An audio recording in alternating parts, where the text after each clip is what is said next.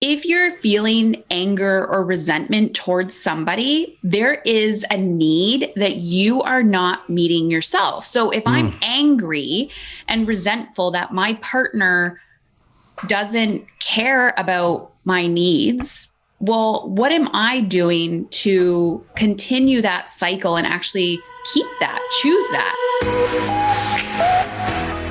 Are you ready to take back control of your time and energy? But the thought of where to start feels overwhelming. I created something for you. It's called the Energy Finder Quiz. Yep. This quiz takes less than 2 minutes and it helps you identify where to focus so you can conquer your dreams without feeling like you're failing as a mother. After coaching hundreds of women, helping them reverse engineer how they want to feel in their personal and professional lives, I started to notice 4 hidden skills that women must master in order to create the work-life balance that they crave. So head on over to Heather Chauvin, CHAUVIN.com/life quiz. heatherchauvin.com/life, LIFE quiz, QUIZ, and get started. I even give you specific podcast episodes to listen to based on your Energy Finder quiz results. The goal is to show you where to focus so you can regain your time and energy and become the woman you deeply know you are capable of becoming. heatherchauvin.com/life quiz. Having ADHD has its moments. And there was a time where I didn't realize what a struggle it can be to have ADHD as an adult. I've only been dealing with it as a kid, especially when it comes to relationships and parenting. You know, during my daughter's first year of life, I was filled with such extreme anxieties, had my first panic attack, and was really not doing well. And one of the symptoms that people don't really talk about a lot with ADHD is how much self-doubt in the negative voice and intrusive thoughts that can happen, because you're just constantly beating yourself up that you're not good enough. And I had this cloud of darkness constantly. That first year of my daughter's life, I couldn't show up the way I needed to for my wife, for my child. It broke me. It hurt me. And I've always been someone who can show up and can help and can do and to be and to have answers and to fix. And I couldn't because I was consumed by being distracted, frazzled, split multiple different ways, not able to focus and be there as best as I hoped to be for my wife and child. It was really scary. And it was really hard. A lot of fighting, a lot of arguments because I didn't know how to show up for her. I didn't even know what I needed for myself. It took real hard conversations, real work.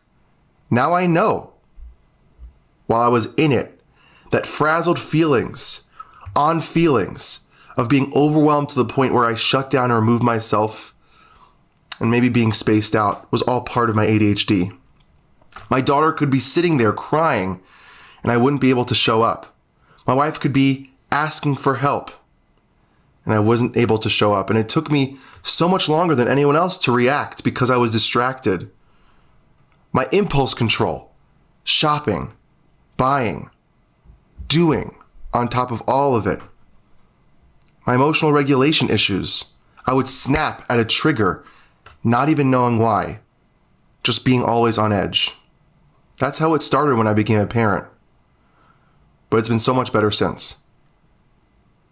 Okay. I was like, are you done? That was magic. Ellie, thank you. Thanks for having me. So I was on your podcast. Is it the Dude Therapist or Dude Therapist? The Dude Therapist. Okay. And we've connected. And part of the reason why I wanted to have this conversation with you is I'm raising 3 boys.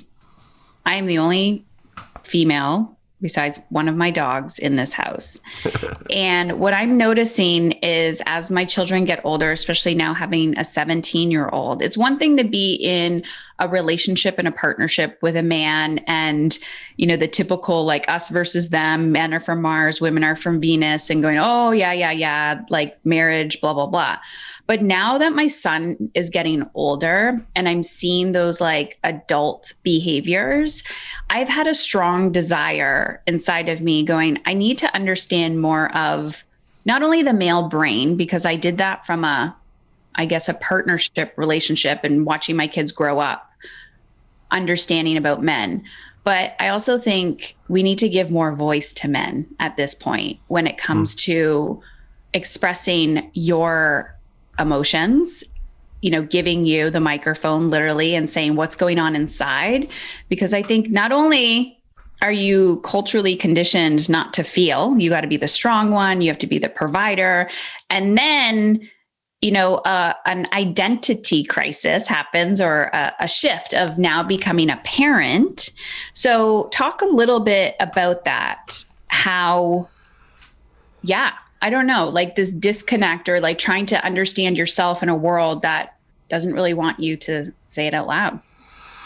You put so much of my feelings into what you just asked, because growing up, I think, my story about ADHD helped me be, when I was younger, an emotionally aware, wearing emotions on my sleeve, basically, which is one of the things of ADHD, where it's that trigger where you can be just very overwhelmed, extremely happy, go lucky, excited, joyous, and then really sad and down in a matter of minutes because of the overstimulation of your brain.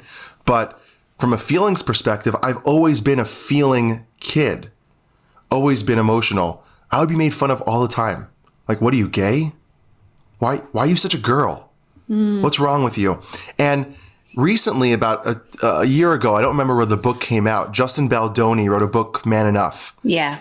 I sat there crying reading that book because it summed up in such a beautiful experience of another man sharing the struggles of that balance, of social currency, of if I show up too much as an emotional feeling who I am, how are people going to view me, and am I going to be ostracized and pushed aside? And the funny thing is that men have feelings. That's the thing people forget. Every man has feelings. Now, the classic response is anger or isolation or frustration or snapping, because they've been taught by society to do that, or by their fathers or by their mothers telling them, don't cry. And stop just crying. As a therapist, can you explain what anger actually is? So anger is a big emotion, but it's really like an expression of other feelings. So when it comes to anger, it's when your amygdala, the part of your emotional brain, gets overwhelmed. And it's usually from a place of being frustrated or annoyed or even sad, where it comes out in this expression of what we now know, or we use the word anger. Because research shows that anger is it's considered a base emotion, but it's usually an expression of something else removed from the base emotion. Yeah. So like happiness is it's happiness. It's straight up. Sadness is sadness straight up. Anger is usually an expression of something else that you don't have words of how to really explain it, or you're not really sure what's going on. And that's just a base response. We'll put it that way. It's more of a base response to things that happen. And as a visual, I see it as like, it's a coping strategy sometimes, like it's armor. Yeah. And when I see people angry, whether it's my children, my partner, clients, humans in general, I know that they're not angry. It's just, sometimes it's the only safe thing to express. Yeah. Like if you look at, let's take like the manly example for a second. If you look at sports, right? Not that women can be good at sports, of course they can. But if you look at like when a brawl happens in a basketball game or a baseball game where they clear the benches, and they're like in each other's faces and snapping at each other. It's hurt feelings. It's like shame or even embarrassment. Like, you pushed me in front of everyone. I'm going to now show you with this snarl and this anger, like an animal trying to, show its teeth to get you to go away because they don't want to deal with it. They want to push you and make you afraid. I'm going to show you my, pump my chest. I'm going to be angry. I'm going to be powerful. It's power. It's dominance. It's look at me, like a King Kong, like hitting his chest, basically, which is, it works, it works. That's the thing. It works for most people. It pushes people away. It scares people. It creates fear. It creates a sense of dominance in the relationship, which I highly wouldn't suggest as a mode of operation for a relationship. But it's just so interesting that I wish in some ways I grew up now in this day and age as a man, because when I was a kid in the 90s, having emotions was a bad thing. Being vulnerable was considered weak. And now there's a massive shift for both genders, however you identify, that the men are allowed to be considered quote unquote weaker, vulnerable, open, more feminine energy, and women are allowed to have the masculine power that is so important, that has always been there, that has been hidden, and said, what are you doing? Don't do that. That's not girly. You need to stay in your lane. So as a guy, seeing Justin Baldoni have his podcast promote those things, seeing athletes talk about their mental health in such honest, real ways, seeing research, there's a book called Better Boys, Better Men by Andrew Reiner. All this stuff is just coming out that is so powerful and impactful for boys to go, oh, I'm okay. That's okay. And not feel judgment or shame. 100%. And I hear this in my house all the time they grew up with a mother who's emotionally intelligent and has constantly learning about that, and always finding my place as to where I can push and where I have to back off. And what I've noticed across the board, doesn't matter what book I'm reading or what I'm practicing, is the more in control, I say in control with air quotes, I guess the more work I do on myself emotionally, I can hold the capacity for their emotions. And, it's all those myths that they have, like, oh, boys, wow, your house must be so chaotic. Oh, girls, your house there must be so much drama. And I'm like, it doesn't matter how the human expresses it. There's a social construct, but there's also the brain and how that is developed. But what I have found is feeling very grounded in myself is key. It's like getting punched in the face constantly and just being like, I got this. My feet are firmly planted. But I do notice that the more I don't try to fix or control, men and boys, you have to talk way less, and their processing time appears to be longer than a female. Yeah. And so if I need to talk, I typically need to go talk to myself for a walk. But I just see where I'm like, there's anger and then there's shame after the anger, and they don't want to express the shame. So I have to sit there and be like, hey, I just see and accept you for who you are and not react. Like, I got you. It's okay. Like, I know you just punched a hole in the wall for the 10th fucking time. How about I buy you a punching bag and you can go express that energy in. So it's like a tightrope walker. Like, it's interesting. Yeah. I have like three things running through my head. First of all, you're right. About the first part. Well, the whole thing, you're right. A lot of the things that we need to do as parents is really get to a place where we are more emotionally aware so that we can be able to show up for those people and model what that looks like for them, and it starts at the home.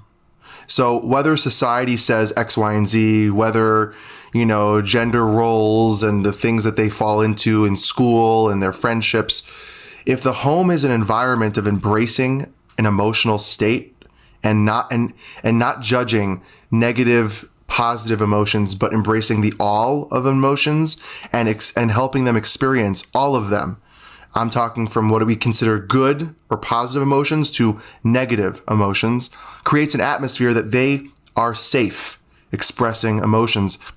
I'm working with a teenager right now, and the mother is really struggling and has had a lot of history of trauma and anxiety.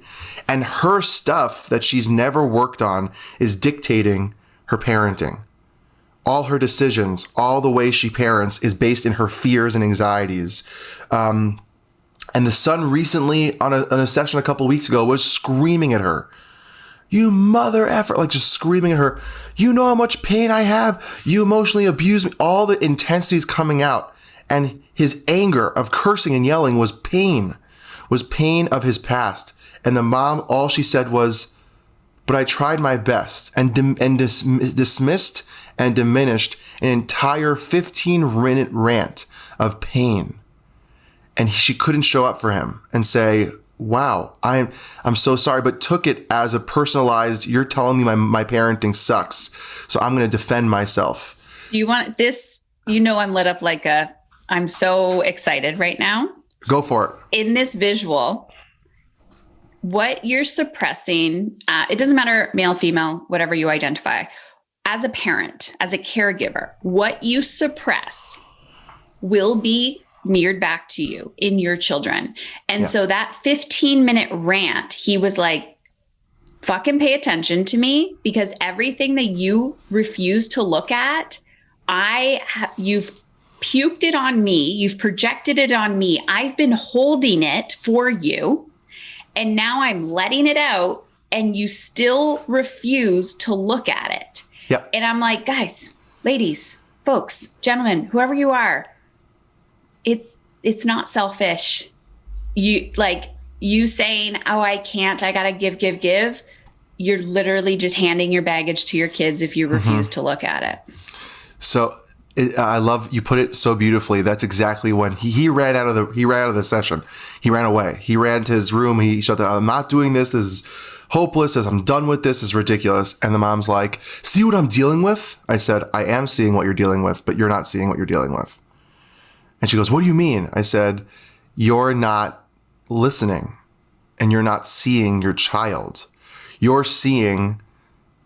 focusing on the one word he said, which was you. And then you couldn't hear anything else he said. Oh, you both are out to get me. You're the worst therapist.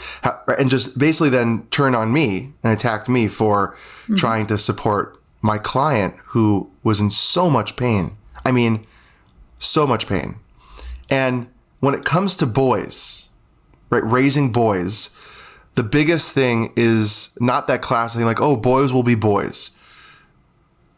They're kids. They're children. It doesn't matter if they're girls, boys. It doesn't matter.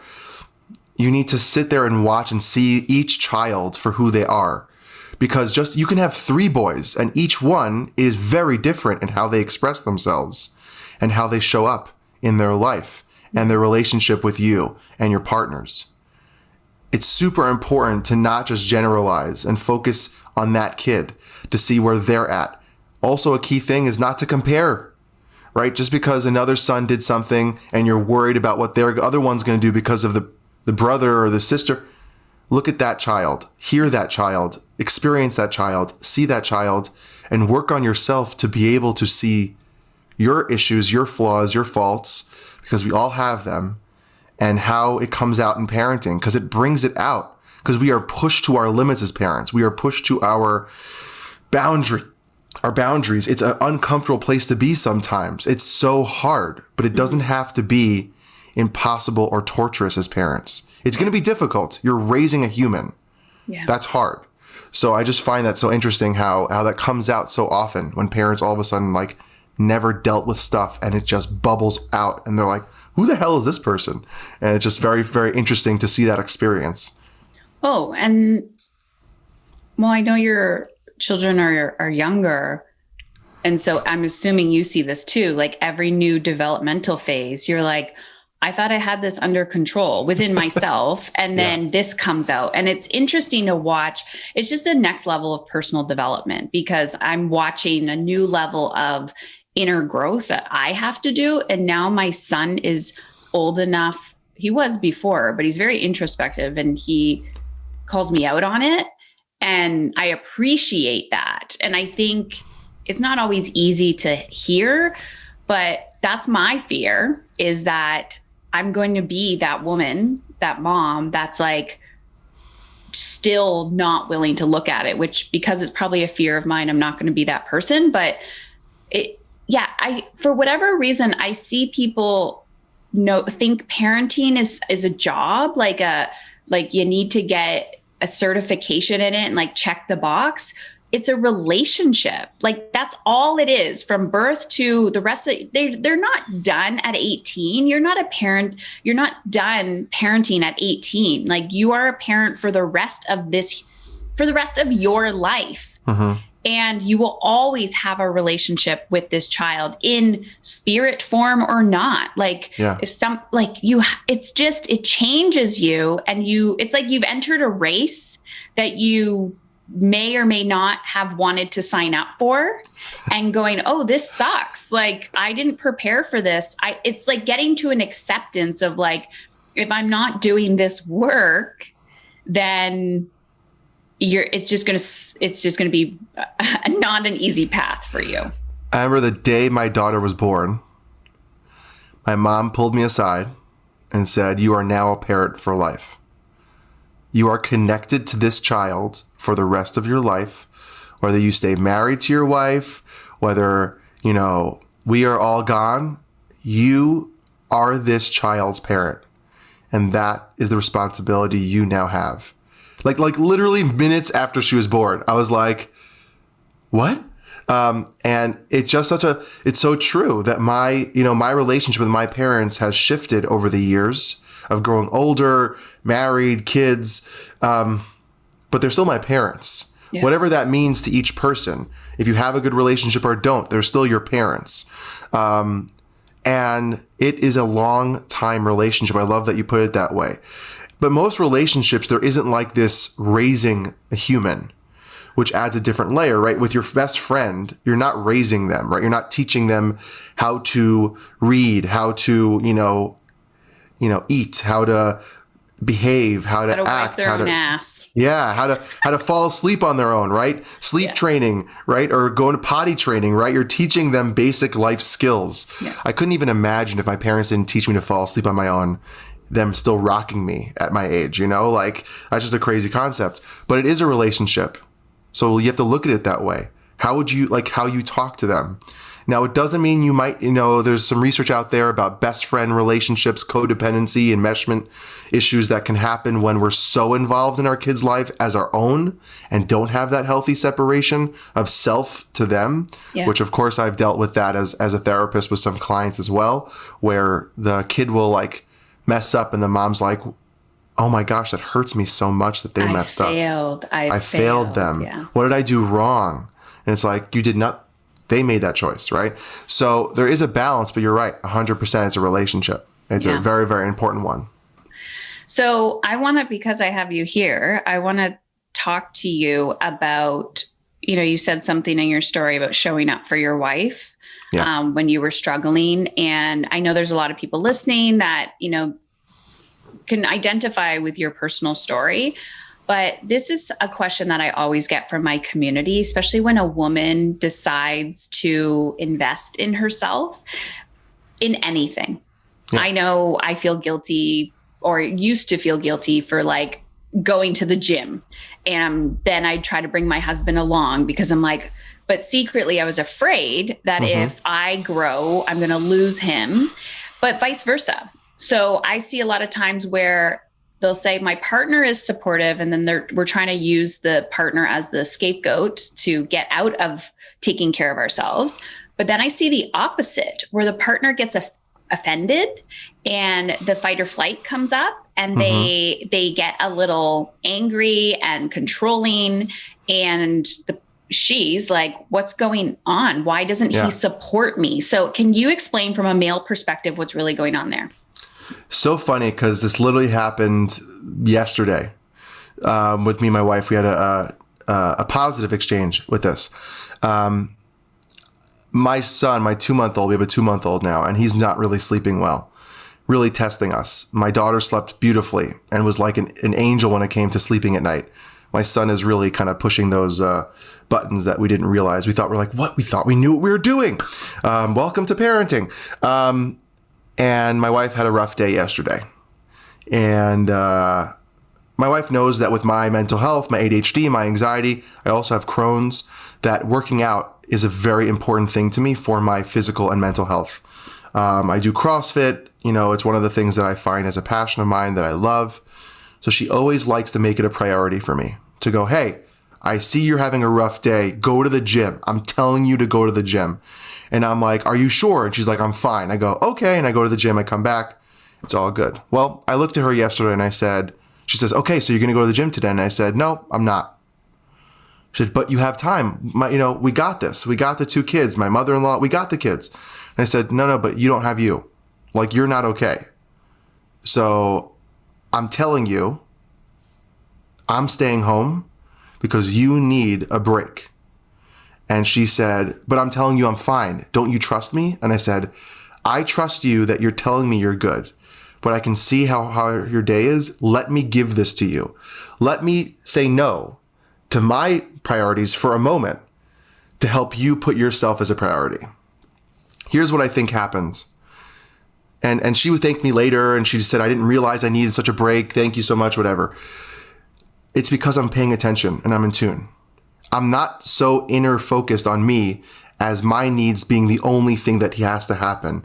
And the sad thing is that happens in relationships, especially parents, is that the mom becomes the default, or the birthing parent becomes a default of the burden of responsibility of parenting. And the other parent isn't held to the same standard of that level. So, of course, the other one, oh yeah, go do, I got this, and you keep saying, I got this, when you're pushing your needs and priorities aside, that if I just have those 5 minutes of freedom, I'll shower, I'll go to the bathroom by myself, I'll take a walk. But the hard part is, and this is something that I do when I work with couples and relationship work, because I'm a relationship specialist, is the idea of collaborative compromise.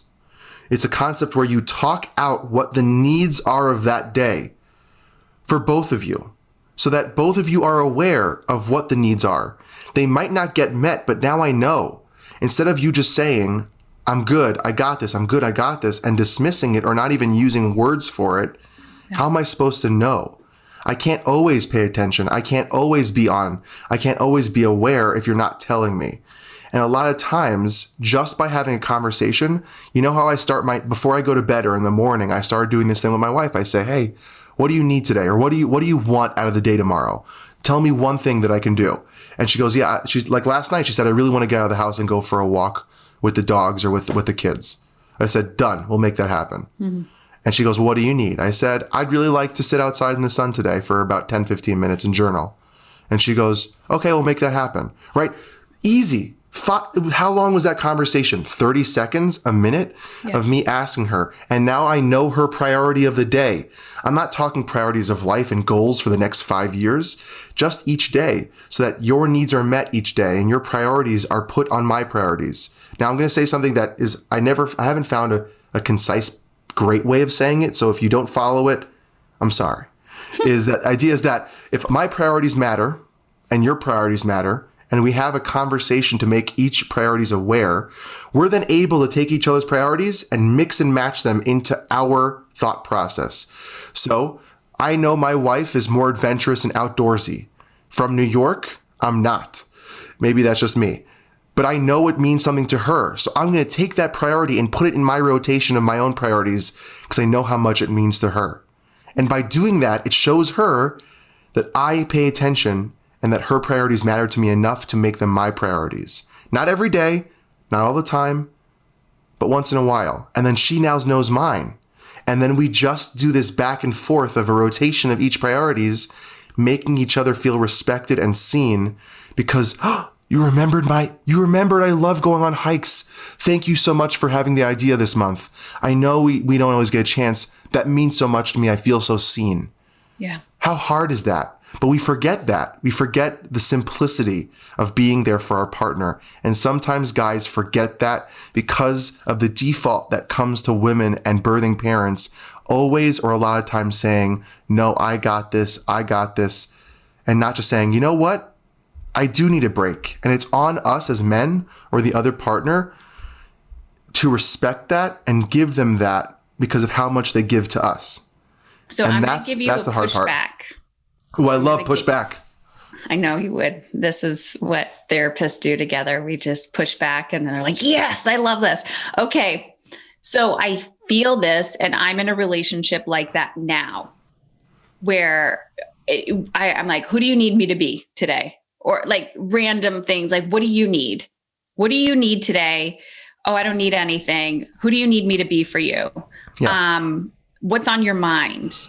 You know, if you could do anything today, what would that be? Like just asking those questions, you get a quick response. You're not trying to be the mind reader. I totally get that. But you are an attuned person, Ellie. Mm-hmm. You are a therapist. You get this. You can co-create with your wife. But let's pretend you weren't that person. You were in your primal brain, you know, being yourself and just you never went to therapy in your entire life. You may use exercise as an escape, not for health reasons, for mental health reasons. You're just like, damn, I need to get out of my house. This is my thing. And you don't know how to connect with your partner. And, you know, you ask her for whatever reason, you heard this podcast or you read a book and you ask her, what do you need from me today? And she's like, nothing, I'm good. And you're like, okay, she said she's good. But, you know, because what I hear you say is you really took a stand for her and you could get those cues and be like, even if she is quote unquote good, you know, I've been taking a lot of myself, you know, personal space. So I'm going to make sure that she has that. So you have all of that skills, but let's just pretend she's like, I'm good, because she refuses to see and acknowledge her own needs. So then you get in this codependent relationship or reactive default relationship where it's like, I'm good. He's supposed to read my mind, blah, blah, blah.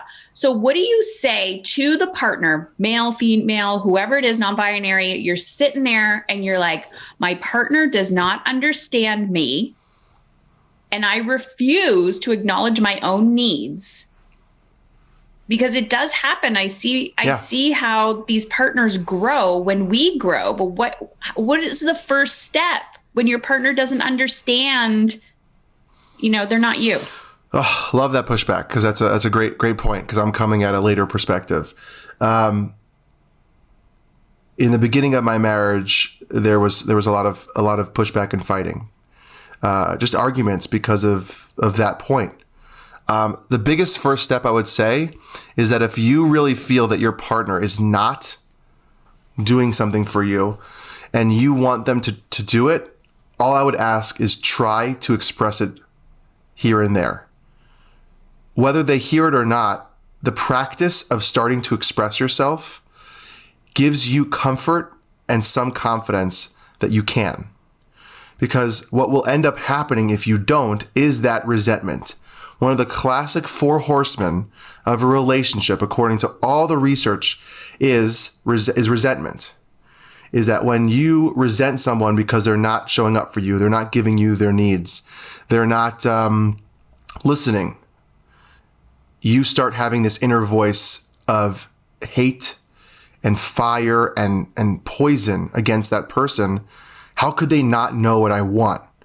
And the hard truth is, if you don't say it, if you don't just try saying it, they might not be able to show up for you yet when you say it. But if you don't say it and try, it's just all in your head. And the first step is just trying. It's so hard because you don't want to hurt their feelings. You want them to have their space, and you don't want to be a burden, and you don't want to be annoying, and you don't want this and you don't want that. But here's what ends up happening. You become a doormat for someone else's pleasures, life, and productivity, or what they're doing. Mm-hmm. And you then become that thing that you hoped you'd never be, or that you would never want someone else in your life to be, but you're becoming it yourself. And that to me comes from a people-pleasing mentality of I have to put someone else's needs first. My needs will come third, fourth, fifth, never. And that takes a lot of practice and a lot of arguments for people to become aware. And it is the journey of the relationship to get to where we're talking about that. What do you need from me? Who do you need me to be today? Who do you need me in this moment? And even I, who am a therapist, relationship specialist, all that fun stuff that I call myself or am, still struggle in my relationships because we're forever changing. Yeah. Our situation is changing daily. How my wife needs me right now when we're hiding in Vegas with my in-laws for a couple of weeks while my wife is on maternity leave is going to be different when she goes back to work, or when I am then maybe not working from home as often. Mm-hmm. You know, me working from home as a therapist with an office, how I was different than how I was when I was going to an office every day. Not at home to do chores, or not at home to do shopping, not at home to help with this. And it takes a very hard, honest conversation at each stage of that shift to open that door just slightly, to let that person in and for you to have the ability to let yourself out. And it is so difficult that's one of the hardest pieces, I think, from a relationship standpoint, is when you're trying to do something for others out of the goodness of your heart, out of love, diminishing you and not living your life.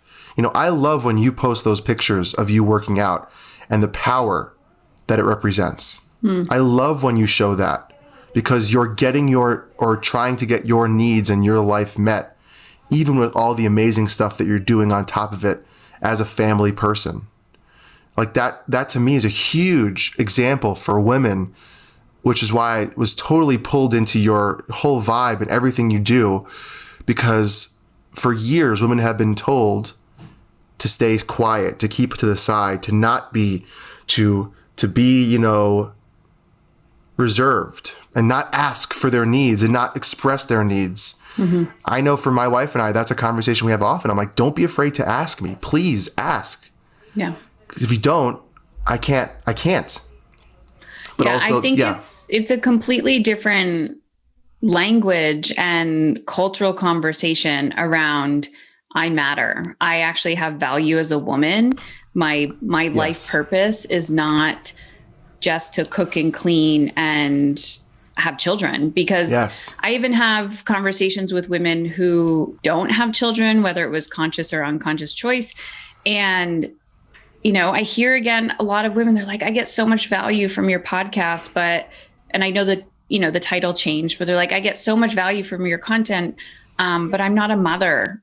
Like, can I still work with you? And I'm like, yeah, if you feel called and connected, and it's not about that, but think about how we've been identified the whole time, just like men identify as having to be the strong provider, right? Yeah. And the identity crisis that you go through. So, you know, and I always tell people, it's one thing to, you know, to voice what you need to your partner or to somebody else, but you hit something when you were saying, you know, you become angry and resentful. And I've actually had clients do this to me, where they expected me to be somebody that I'm not, and that I never signed up to be, that, you know, that unconscious expectation.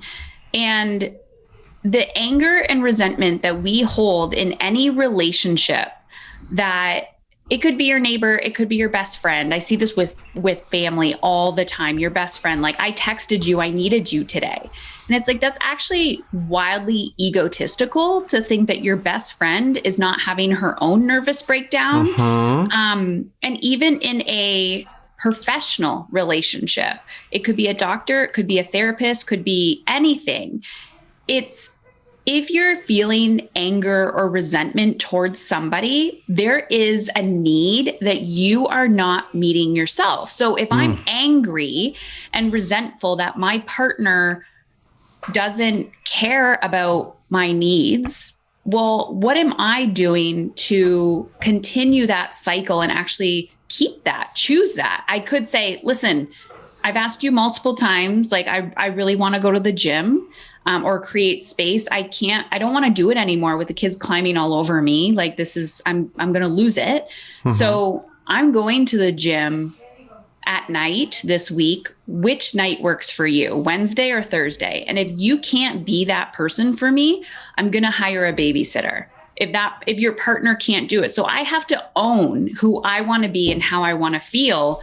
And then when I feel guilty, when my money shit comes up, then I have to manage and deal with that. And eventually I teach people around me how to treat me because I'm learning to respect myself better. And that is a whole other can of worms. Oof. And that's boundaries. That is what boundaries are. And the fun thing that happens is that when I work with clients on boundaries, all of a sudden everyone around them's like, what's going on? Who's this person? They freak out. Like, what are you doing? I work with a client for a couple of months now where she started like saying no. And her family's like, wait, but you always said yes to things. I like they have to now start figuring out their life. And she's like sitting there watching going, I'm sorry, I can't do this anymore. And that's power. That's power. And I love what you just said. You know, I'm very, as a therapist on social media, I'm trying to, create these cool taglines or acronyms that I never have the brain to, because I'm like, and a couple of days ago, I thought of one, and it's like the idea of accepting your all, which is all of ourselves, letting ourselves be and loving ourselves, like the ALL, right? Now I can be Tony Robbins. Now I can be a public speaker because I have acronyms. Good right? You have a frame, the acronyms, the framework, the blah, blah, blah. You're like, we're all human. Just be. But in all joking aside, one of the biggest things that I love that anger thing that you talked about, because when my needs aren't met or I'm not expressing my needs and someone like, this happened a couple of nights ago. I was going to go to the gym. My wife's like, yeah, we'll make it happen. And then she started eating dinner, which she deserves to eat. And I didn't express to her, by the way, because it's a new gym and I'm dropping in, I need to go early to sign waivers and all these things. And she said, how much time does it take to get there? I said, it's only a 10-minute drive away. She gave me 15 minutes to get changed and get there. But I didn't let her know, by the way, I need extra time. So I got angry because my needs weren't met, but I didn't express myself of what I actually needed from her.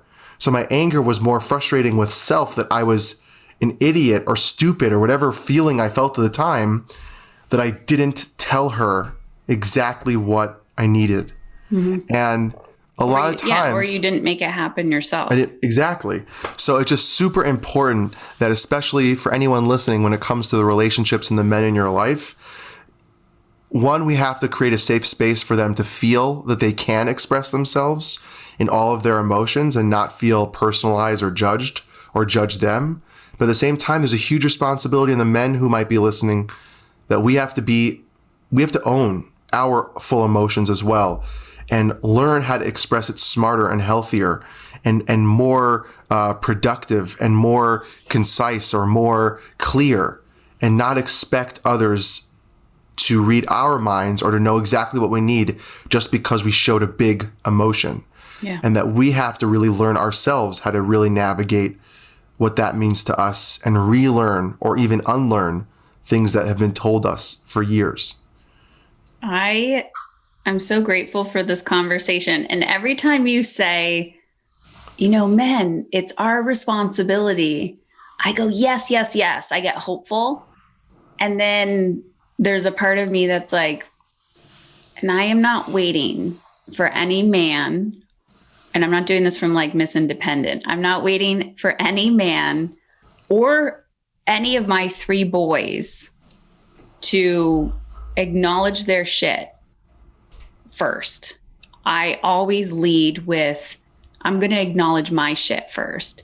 And if these people want to be in a healthy, connected relationship with me, we can co-create together. And I've just seen, male, female, whoever you are, what happens when you lead your life, right? So if I've seen it. I've had people where the one partner leads first and then the other one's like, okay, I'll come along. I actually have a friend who she led her journey first, and he was so resistant.